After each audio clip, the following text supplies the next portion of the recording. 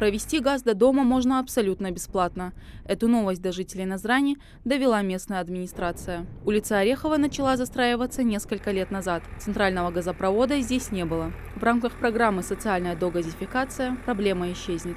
В целях исполнения договора о технологическом присоединении в рамках догазификации без привлечения средств граждан.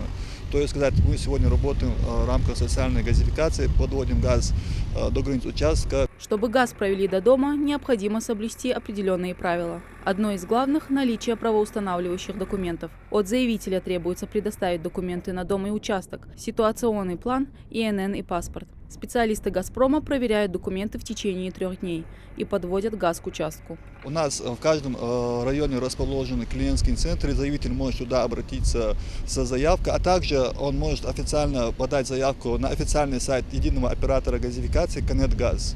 Даже сидя дома, он может подать заявку. На сегодняшний день уже принято более 1000 заявок от домовладельцев. Из них отклонено более 600. Главная причина связана с отсутствием права собственника на домовладение. А для тех, у кого не возникло таких проблем с документами, работа уже почти полностью проведена. Процент исполнения заявок до границ участка у нас составляет 95%, а фактически работы по врезке пуск газа нами уже подключено 140 домовладений.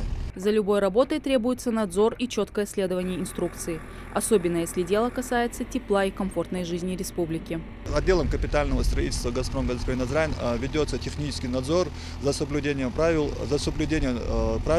при выполнении строительно-монтажных работ. После того, как рабочие закончат укладку газораспределительной сети и подведение линий к границам участков, собственникам необходимо будет лишь позаботиться о внутренней сети, приобрести оборудование и подготовить дом к пуску. По исполнению работ догазификации до границ домовладений Ингушетия находится в тройке лидеров с наибольшим процентом. Мадина Цора, Хамзат Халухоев, Новости 24.